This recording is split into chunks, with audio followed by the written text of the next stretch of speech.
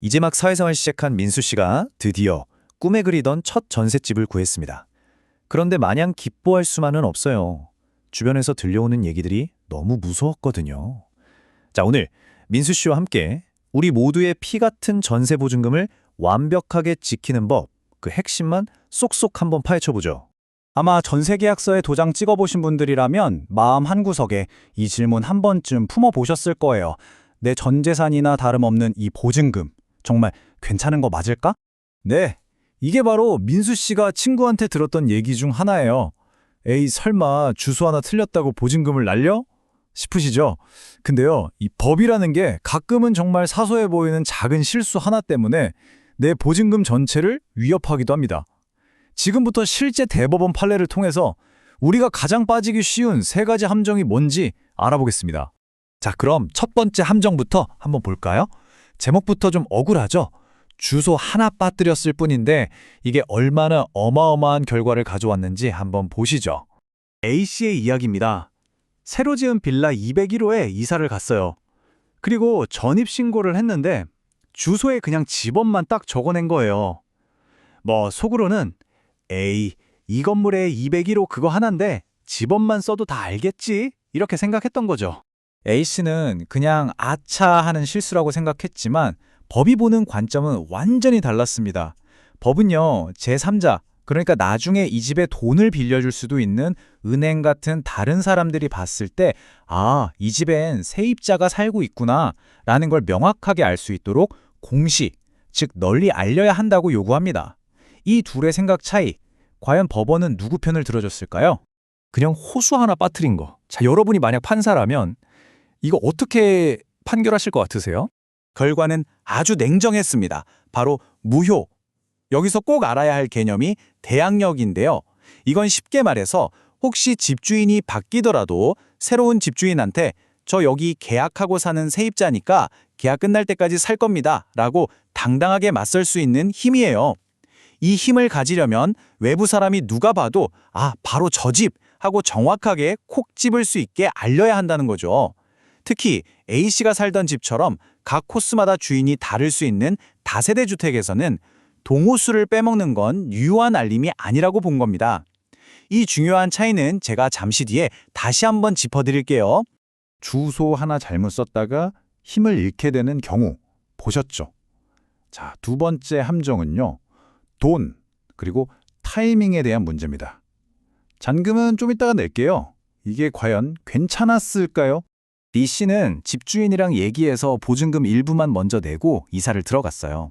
그리고 정말 똑똑하게도 이사한 바로 그날 곧장 주민센터로 가서 전입신고랑 확정일자까지 다 받아놨죠. 그런데 나머지 잔금을 치르기 바로 전에 집주인한테 돈 받을 게 있던 어떤 사람이 이 집에 가압류를 걸어버린 겁니다. 가압류는 말 그대로 이 집을 법적으로 딱 묶어둬서 마음대로 팔지 못하게 하는 조치예요.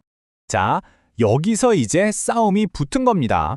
돈을 빌려준 채권자는 아니, B씨는 보증금도 다 안 냈으면서 무슨 진짜 세입자냐 이렇게 주장했고요.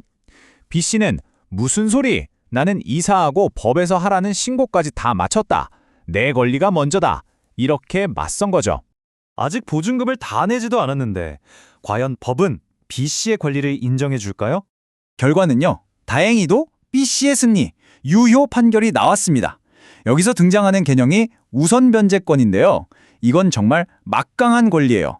혹시라도 집이 경매에 넘어가게 되면 다른 빚쟁이들보다 내가 먼저 내 보증금을 돌려받을 수 있는 권리거든요. 대법원은 이 권리가 생기는 시점을 보증금을 다 낸 날이 아니라 집에 이사 들어가고 전입신고하고 확정일자를 받은 날로 봤습니다. B씨의 그 발빠른 행동 덕분에 보증금을 지킬 수 있었던 거죠. 자, 이제 마지막 세 번째 함정인데요. 이거 진짜 많은 분들이 에이, 이 정도는 괜찮겠지 하고 무심코 저지르기 쉬운 실수입니다. 바로 아주 잠깐 주소를 옮기는 경우예요. C씨는 자녀 학교 문제 때문에 어쩔 수 없이 주민등록 주소만 며칠 동안 다른 곳으로 옮겨놨어요. 물론 몸은 계속 그 전셋집에 살고 있었고요. 일 처리하고 며칠 뒤에 바로 원래 주소로 다시 돌려놨죠. 어차피 아주 잠깐이었으니까 아무 문제 없을 거라고 생각했던 겁니다. C씨는 당연히 맨 처음에 전입신고했던 그날의 효력이 쭉 이어질 거라고 믿었죠. 하지만 법은 이 연속성을 아주 중요하게 봅니다. 세입자라는 사실을 외부에 알리는 그 힘이 단 하루도 끊기면 안 된다는 거예요. 마치 릴레이 경주에서 바통을 한순간도 놓치면 안 되는 것처럼요.